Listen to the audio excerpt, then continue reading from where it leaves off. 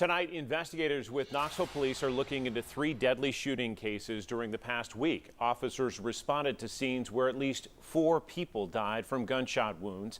10 News reporter Grace King spoke with city leaders about the rash of killings and efforts underway to stop violent crime before it happens in the city.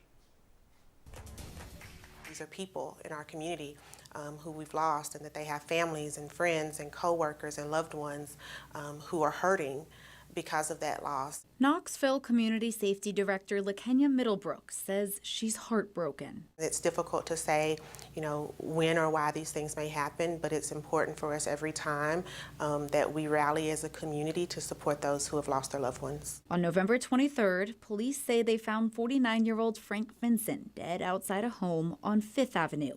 At least 2 others were shot, but KPD says their injuries weren't life-threatening.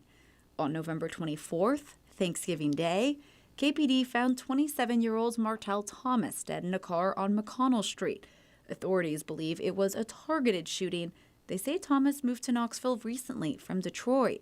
And on November 27th, this past Sunday, KPD found 2 people dead inside a home on Graves Street with apparent gunshot wounds. They haven't released much more. And unfortunately, sometimes there may be things that happen that we could not anticipate or did not see coming, but it's important for us to try every single time to interrupt these cycles of violence where we can. Middlebrook says she hopes their prevention work will become a long-term solution. We did not get to these places overnight, and we will not solve these issues overnight, but it has to be consistent, persistent effort and coordinated collaborative efforts by our entire community.